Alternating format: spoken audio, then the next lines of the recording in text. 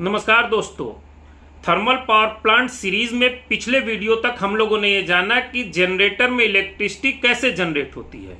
अब जनरेटर में electricity generate करके पावर हाउस में ही तो छोड़ नहीं देना है, उसे लोगों के घरों तक पहुंचाना है।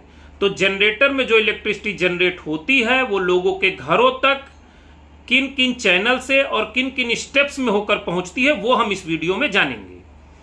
तो आपको स्क्रीन पर ये जो ऑरेंज कलर का बॉक्स दिखाई दे रहा है, पिछले वीडियो में मैंने बताया था कि यही जनरेटर है। इस जनरेटर में इलेक्ट्रिसिटी जनरेट हो गई।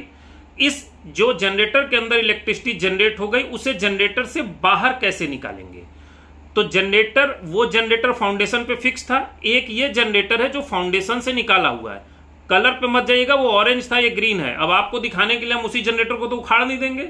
ये कोई दूसरा जनरेटर है जो फाउंडेशन से उठाया हुआ है, इसे मैं दिखा रहा हूं। तो ये एक जनरेटर है जो साइड से दिख रहा है, वो फ्रंट से दिख रहा था।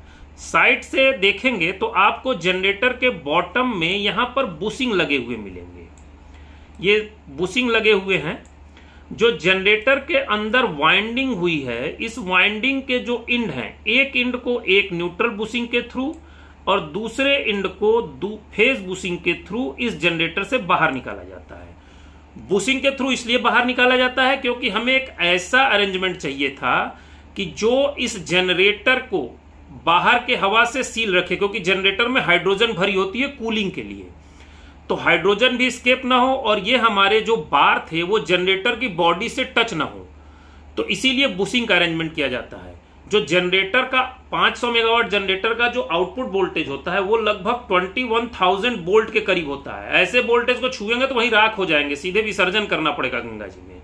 और जो आउटपुट करंट होती है वो लगभग 1600 एम्पियर के 16,000 एम्पियर यानी 16 किलो एम्पियर की रेंज की होती है। और जनरेटर में जो हमने सिंगल वाइंडिंग दिखाई, सिंगल नहीं होती। जनरेटर, इतने बड़े जनरेटर में हमेशा जो जनरेशन होता है वो 3 फेज सप्लाई जनरेटर, जो घरों में आप लोग देखे होंगे जनरेटर, जो छोटे श्रीराम होंडा, वो सिंगल फेज जनरेटर होते हैं। बट जो बड़े पावर हाउस के जनरेटर होते हैं वो 3 फेज होते हैं। तो इसीलिए इसमें मैंने दिखाया हुआ है कि जो बुशिंग है वो कुल कितने लगेंगे, 6। तो 6 क्यों लगेंगे? एक वाइंडिंग हमारी ये हो गई, दूसरी वाइंडिंग हमारी ये हो गई, तीसरी वाइंडिंग हमारी ये हो गई। तो तीनों वाइंडिंग के दो पॉइंट हो गए, इसके 2 पॉइंट हो गए, इसके 2 पॉइंट हो गए, इसके 2 पॉइंट हो गए। तो कुल हमको 6 बुशिंग लगेगी। ये बुशिंग को अगर हम करीब से देखें, इस पॉइंट पर आखिर बुशिंग जरूरत क्या पड़ी, तो इस पॉइंट को अगर हम करीब से देखेंगे तो बुशिंग का अरेंजमेंट कुछ ऐसा होता है कि ये जो मटेरियल होता है वो इंसुलेटर होता है। इंसुलेटर या डाइइलेक्ट्रिक कह लीजिए, वो एक बुशिंग अलग इंजीनियरिंग ही है समझने के लिए।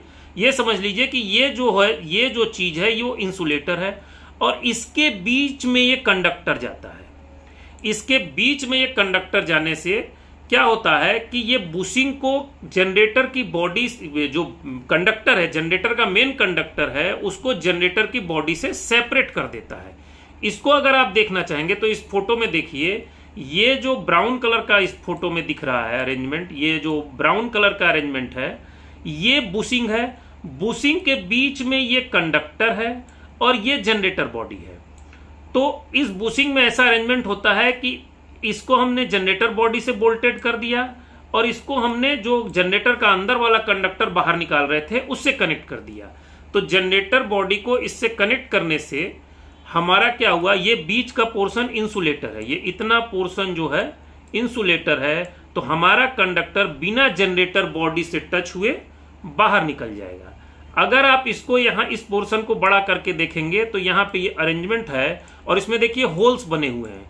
जनरेटर के जो लीड्स, जो ये वाइंडिंग के इंड कनेक्शंस होते हैं, इनको कॉपर फ्लेक्सिबल से इसमें कनेक्ट कर देते हैं और इसे बाहर निकाल लेते हैं। ये कॉपर फ्लेक्सिबल हम आगे इस वीडियो में दिखाएंगे।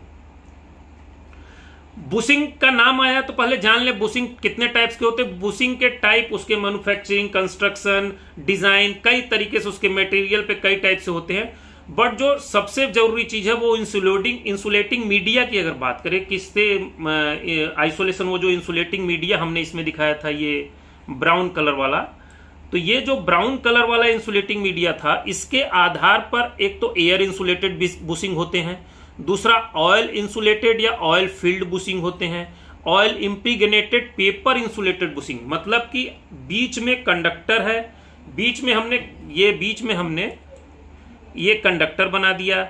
इस कंडक्टर के ऊपर हमने एक पेपर लपेट दिया, इस पेपर को और एक पॉट बना दिया, इस पॉट में ऑयल भर दिया। तो कहते हैं oil impregnated paper insulated bushing, cast insulation bushing. Gas, अगर कोई ऐसी गैस भर दिए जिससे कि इंसुलेशन हो जाए तो उसे गैस इंसुलेटेड बुशिंग कहते हैं। बुशिंग की कूलिंग, अगर इसमें इतनी हैवी करंट 21,000 एम्पियर की करंट फ्लो होगी तो वो हीट होगा, तो बुशिंग को कूलिंग की भी जरूरत होती है। तो बुशिंग जो है ऑयल कूल्ड भी होते हैं, एयर कूल्ड भी होते हैं और वाटर कूल्ड भी होते हैं। अब आप कंफ्यूज होंगे, वाटर तो करंट का वाटर जो है हमारा कंडक्टर है, कंडक्टिंग मीडिया है, पानी से भीगे रहते हैं और छूते हैं तो शॉक लग जाता है। तो वाटर जो अशुद्ध जल है वही आपका जो है कंडक्टर है। जो आशुद्ध जल, जिसे आप बोलेंगे शुद्ध जल, जिसकी पीएच वैल्यू 7 होगी, उसको आप अगर एक एंड पे उसमें कंडक्टर डाल के दूसरे एंड से छुएंगे तो आपको शॉक नहीं लगेगा, वो टोटल इंसुलेटर का काम करेगा।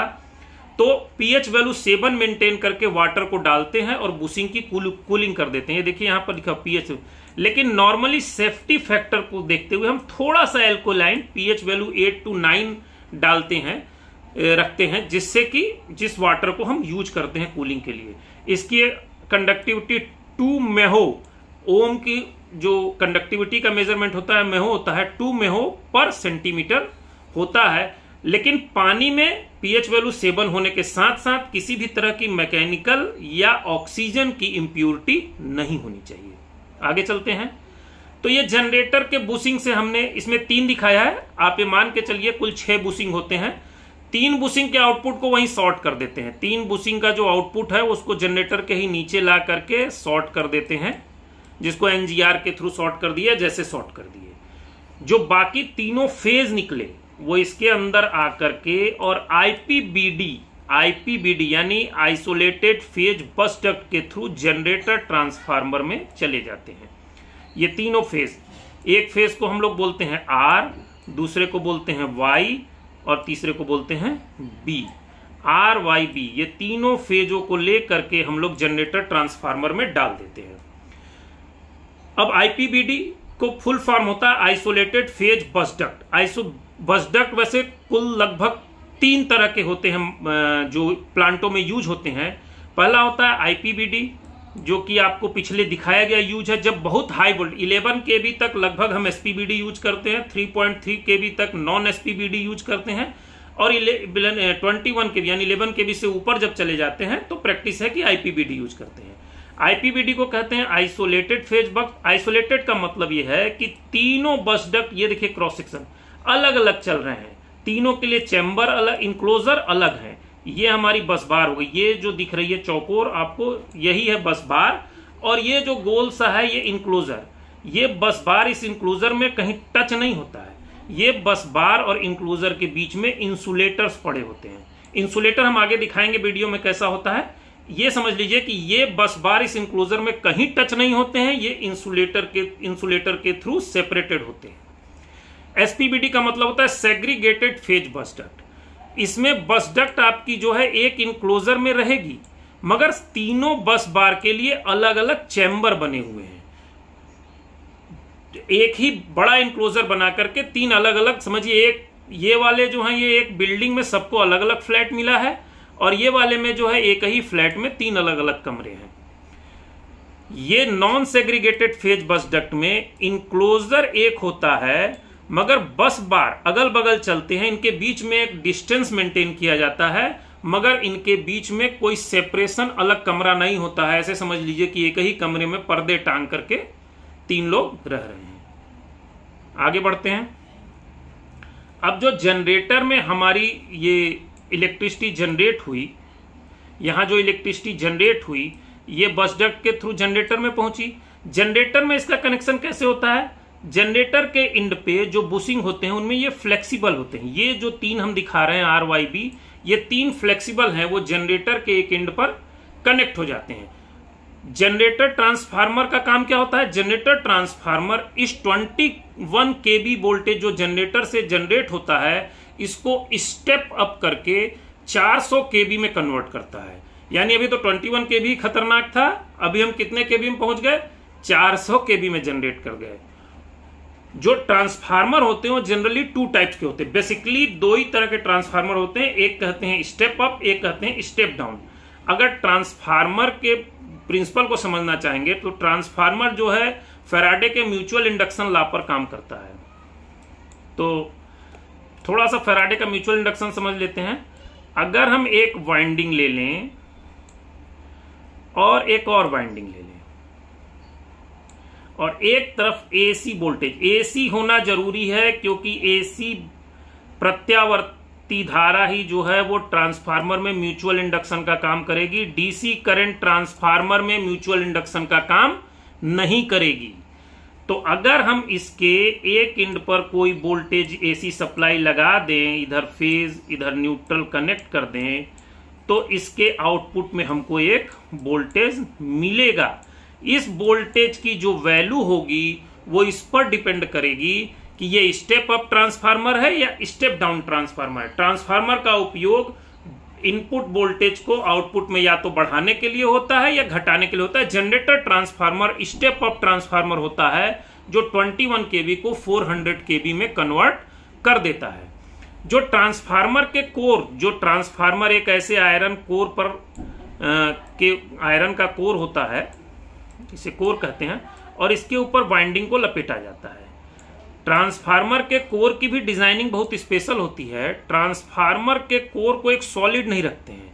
ट्रांसफार्मर के कोर को हमेशा ऐसे पतले पतले पत्तियों में रखते हैं, फिर इनको एक दूसरे के ऊपर चिपका देते हैं। इसको इनके बीच में आपस में इन पत्तियों को आपस में आइसोलेट करते हैं। पहले इनके ऊपर इंसुलेशन की परत चढ़ाते हैं और फिर इनको आपस में चिपका देते हैं। ऐसा ट्रांसफार्मर में इन आयरन के कोर के अंदर ईडी करंट लॉस को कम करने के लिए किया जाता है। तो खैर उसको अलग से किसी वीडियो में एक्सप्लेन किया जाएगा। Transformer, generator transformer step up transformer होता है जो 21 केवी सप्लाई को 400 केवी में या और ज्यादा में या और कम में, जो भी जैसी रिक्वायरमेंट होगी वैसे कन्वर्ट करता है। परंतु जनरेटर ट्रांसफार्मर 100% केस में स्टेप अप ट्रांसफार्मर ही होता है। आगे बढ़ते हैं। ये जनरेटर ट्रांसफार्मर के आउटपुट में जो भी सप्लाई वोल्टेज हमको मिली, इसको ओवरहेड लाइन मतलब लोहे की तार होती है, एल्युमिनियम की, कॉपर की, जिसकी भी तार होती है, उसके थ्रू ट्रांसमिशन टावर पे कनेक्ट कर दिया जाता है। ये ट्रांसमिशन टावर कहाँ का है? स्विच यार्ड में। यहाँ ये जो बुशिंग है, यहाँ पे भी देखिए बुशिंग है। बुशिंग के टर्मिनल से एक ओवरहेड लाइन लेकर के ट्रांसमिशन टावर पर लेकर के हम आगे चले जाते हैं। स्विच यार्ड में ट्रांसमिशन टावर होते हैं। स्विच यार्ड को क्यों स्विच यार्ड कहा जाता है? स्विच यार्ड क्यों कहा जाता है? क्योंकि स्विच यार्ड में स्विचिंग फंक्शन ही होता है और कोई इक्विपमेंट आपको देखने को नहीं मिलेगा। अब ये जो जनरेटर के इनपुट में ये फ्लेक्सिबल थे, तो हमने एक बार पहले ही बताया था, जब जनरेटर के आउटपुट से बस डक्ट में कनेक्ट होता है तो भी फ्लेक्सिबल लगते हैं। जब बस आईपीबीडी से फिर ट्रांसफार्मर में कनेक्ट होता है तो यहां पर भी जो है आपका फ्लेक्सिबल लगता है।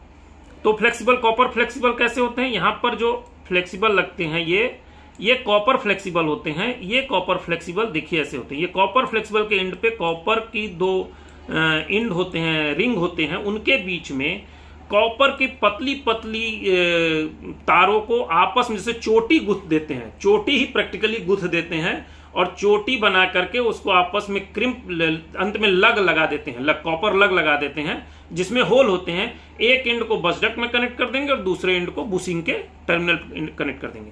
आप जब कभी जाएंगे प्लांट में तो आपको यहां पर ये पूरा अरेंजमेंट दिखेगा नहीं, क्योंकि एक इंक्लोजर के अंदर है, अंदर ही अंदर वो फ्लेक्सिबल के थ्रू ट्रांसफार्मर में कनेक्ट हो गया। बट ये ट्रांसमिशन लाइन आपको दिखेगी, ये पूरी ट्रांसमिशन लाइन आपको दिखेगी। वो भले आपको एक ही कलर की दिखेगी, और कैसी दिखेगी? इस कलर की दिखेगी, क्योंकि वो RYB नहीं होता है, उसके एंड पर भले मार्किंग होगा। अब ये जो वायर होती हैं इनकी भी एक इंजीनियरिंग होती है। अगर इस वायर को हम बीच से काट कर इसका क्रॉस सेक्शन देखें तो वो कुछ ऐसा दिखाई देगा। चूंकि ये वायर 100% केस में एल्युमिनियम या एलॉय स्टील के साथ एल्युमिनियम के होते हैं, बट एल्युमिनियम में ही होते हैं। कॉपर की कंडक्टिविटी अच्छी होती है, मगर मजबूरी ये है कि एक तो कॉपर महंगा है और दूसरा वो इतना भारी है कि अगर उसको हम यहां से यहां तक, ये 300-400 मीटर का स्पान होता है, इतने स्पान में हम लटकाएंगे तो वो टावर को लेके नीचे गिर जाएगा धम्म से, और अपने ही वेट से इतना सैग हो जाएगा कि साल 2 साल 4 साल बाद जमीन में टच हो जाएगा। तो इसीलिए ये एल्युमिनियम होता है। अब एल्युमिनियम में वो स्ट्रेंथ तो मिलेगी नहीं, तो ये जो पोर्शन है ये तो एल्युमिनियम हो गया, इसके बीच में स्टील डाल देते हैं ताकि इसको एक स्ट्रेंथ मिले। और आप ये देखिए कि आप ये पूछेंगे कि भाई इसको पतले पतले तारों में स्ट्रैंडेड क्यों कर दिया। इसको स्ट्रैंडेड केबल कहते हैं।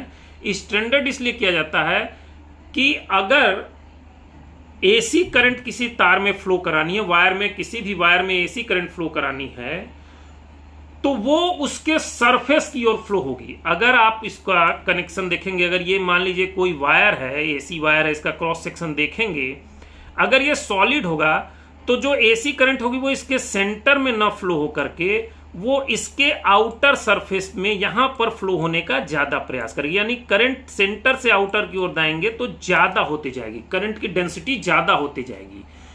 तो इसी को स्किन इफेक्ट कहते हैं। यानी कंडक्टर के सेंटर से करंट न फ्लो होकर के कंडक्टर के आउटर सरफेस से करंट फ्लो हो रही है, इसी को स्किन इफेक्ट कहते हैं। और ये स्किन इफेक्ट हमेशा आपको एसी केस में ही मिलेगा, डीसी के केस में नहीं मिलेगा। यानी जो ट्रांसमिशन टावर में अगर एसी यूज होगी, केबल लाइन यूज होंगी, तो वहां पर आपको ये हमेशा जो है स्ट्रैंडेड ही दिखेंगे। स्ट्रैंडेड कर देने से क्या होगा कि तार पतली हो जाएगी, तो उसमें स्किन इफेक्ट की संभावना एकदम खत्म हो जाएगी। और ये जो एसी करंट प्रत्यावर्ती धारा अल्टरनेटिंग करंट होती है, तो जो इसमें अगर ये सॉलिड हो, अगर ये पूरा का पूरा ये पूरा का पूरा जब सॉलिड होगा तो इसमें ईडी करंट का जो, जब एक डायरेक्शन में एसी करंट फ्लो होगी तो ऐसे होगी, दूसरे बार ईडी करंट की फ्लो ऐसे होगी। तो जो ईडी करंट के डायरेक्शन में चेंज हो रहा है, इसी की वजह से ये स्किन इफेक्ट आता है। और जैसे जैसे फ्रीक्वेंसी कम होती जाएगी स्किन इफेक्ट कम होता जाएगा, और जैसे जैसे फ्रीक्वेंसी बढ़ती जाएगी स्किन इफेक्ट बढ़ता जाएगा। ये समझ लीजिए। और ये जो स्टील वायर सेंटर में प्रोवाइड किया गया वो सिर्फ और सिर्फ उसको स्ट्रेंथ देने के लिए प्रोवाइड किया गया, और वो कंडक्शन का भी काम करेगा। चलिए, अब हमने बताया था कि ये बस डक्ट के अंदर इंसुलेटर लगे होते हैं जो बस डक्ट को सेपरेट करते हैं, बीच के कंडक्टर को बस डक्ट के सेपरेट करते हैं। तो ये इंसुलेटर थोड़ा देख लीजिए। इंसुलेटर और बुशिंग आपको देखने में एक जैसे लगेंगे, लेकिन अंतर होता है। इंसुलेटर में क्या होता है कि ये जो पोर्शन है ये टोटल सॉलिड है, इसके एंड पे आपको आयरन दिख रहा होगा, इधर भी दिख रहा होगा, मगर ये आपस में कनेक्ट नहीं है, इनके बीच में गैप है। ये स्ट्रेंथ देने के लिए है, और इनके ऊपर से ये सपोर्ट कर रहे हैं इलेक्ट्रिक वायर को। किसको सपोर्ट कर रहे हैं? किसी भी इलेक्ट्रिक केबल को ये सिर्फ सपोर्ट कर रहे हैं। ये कोई इनके बीच से कोई थ्रू वायर नहीं है जिसकी वजह से इसके थ्रू कोई करंट फ्लो हो। तो ये इंसुलेटर होते हैं। तो इंसुलेटर क्या होते हैं? Insulator don't have any conductor in centre, इनके सेंटर में कोई कंडक्टर नहीं डाला जाता है। मेटल्स आपको इंड पर दिखेंगे, बट उसका भी काम सिर्फ और सिर्फ स्ट्रेंथ प्रोवाइड करना होगा, जिसमें हम बांधेंगे, सपोर्ट करेंगे जिससे। और इंसुलेटिंग मटेरियल जो ये इंसुलेटर बने होते हैं, पोर्सिलीन के हो सकते हैं, ग्लास के हो सकते हैं, कंपोजिट पॉलीमर के होते हैं, और बहुत तरह के भी होते हैं।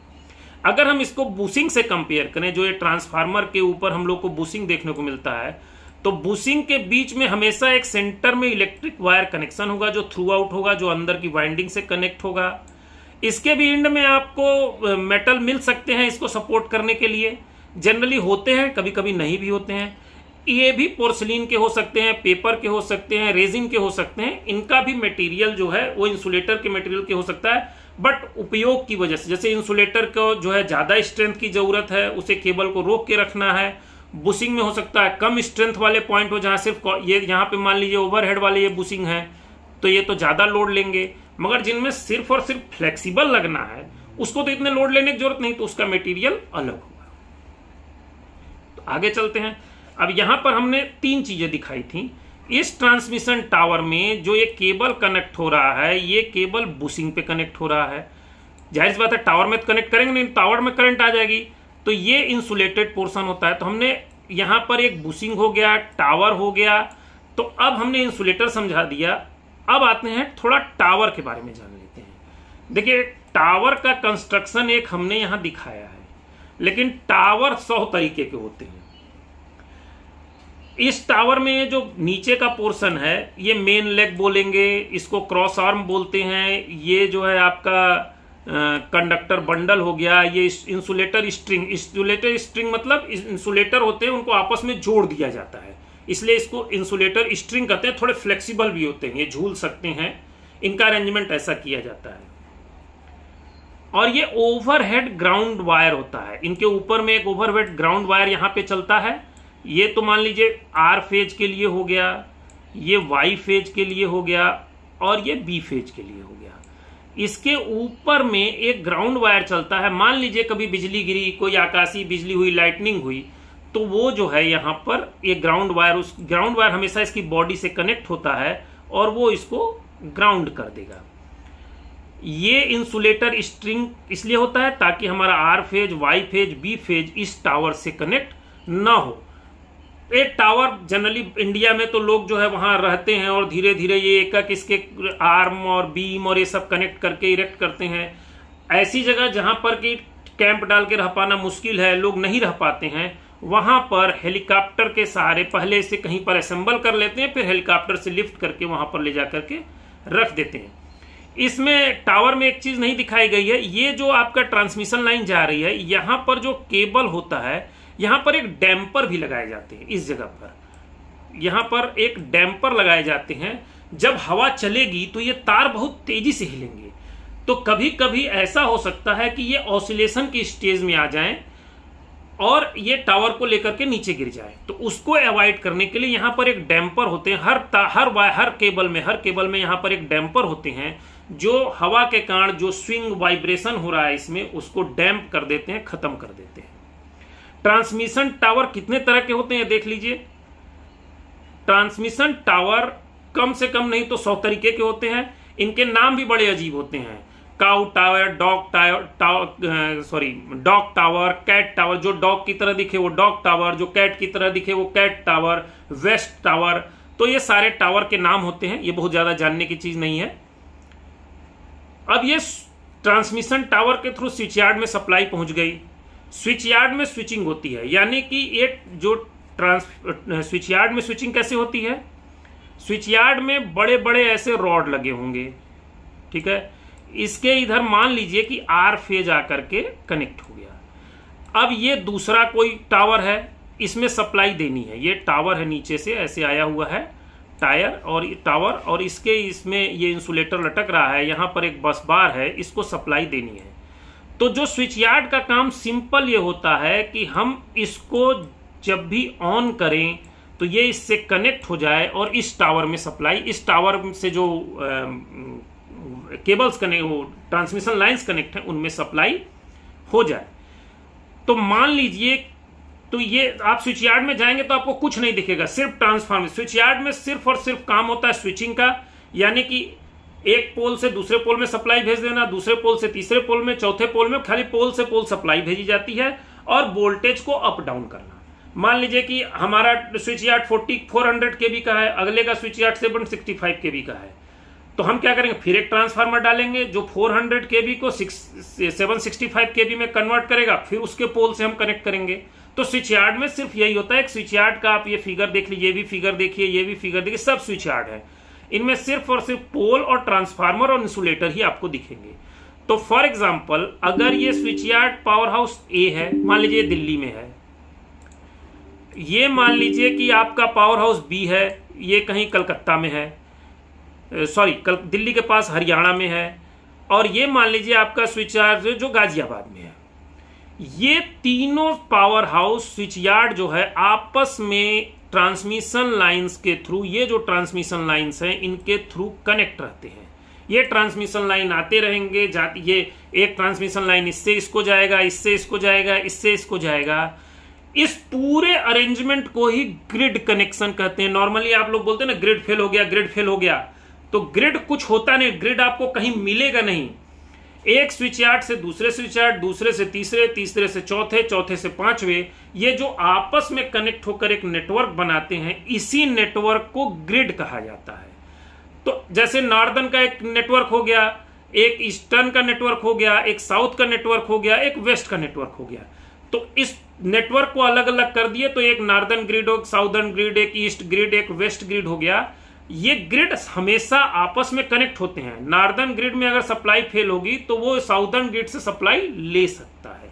तो ग्रिड आपको कहीं मिलेगा नहीं, हमेशा क्या होगा, ये जो मान लीजिए कि आप अगर रहते हैं, वहां एक पावर हाउस है, आपसे 40 किलोमीटर दूर एक और पावर, तो वहां एक और स्विच यार्ड है, तो ये सारे स्विच यार्ड जो है आपस में कनेक्ट हो गए, इस अरेंजमेंट को ग्रिड कह दिए। जो इंडिया में मैक्सिमम वोल्टेज की सप्लाई है जिस पर ट्रांसमिशन लाइन होता है, वो सबसे इंपॉर्टेंट चीज है, ये 765 kV AC। इससे ऊपर में काम चल रहा है और हो सकता है एक आध महीने, 6 महीने, साल भर में इससे ऊपर पे भी कोई स्विच यार्ड चार्ज हो जाए या ट्रांसमिशन लाइन टावर चार्ज हो जाए। और 800 kV DC अवेलेबल है इंडिया में। अभी इससे ज्यादा kV के ट्रांसमिशन की टेक्नोलॉजी इंडिया में नहीं हुई है। ये स्विच यार्ड में पहुंच गए सप्लाई। स्विच यार्ड से आगे भी यही है। स्विच यार्ड से मान लीजिए 765 kV की सप्लाई यहां से स्विच यार्ड में पहुंच गई, एक स्विच यार्ड से दूसरे स्विच यार्ड में। फिर ये सब स्टेशन जो सुनते हैं ना आप, हमारे यहाँ इलेक्ट्रिक सब स्टेशन है, वो भी जाएंगे तो वो भी ऐसे ही दिखेंगे, उनमें भी वो भी ऐसे ही दिखेंगे, ऐसे ही दिखेंगे। इसमें भी ट्रांसफार्मर होंगे, तो 765 kV को 400 में बदले, 400 से 21 में बदले, 21 से 440 में बदले, 440 से 240 में बदल के आपके घर में दे दिए गए। तो इस वीडियो को देखने के बाद हमें लगता है आपको समझ में आ गया होगा कि जनरेटर से आपके घर तक बिजली कैसे पहुंची। अगर आपको ये वीडियो पसंद आया हो तो सब्सक्राइब, लाइक, कमेंट और शेयर जरूर कीजिएगा ताकि और लोगों तक ये जानकारी पहुंच सके। धन्यवाद। जय हिंद, जय भारत।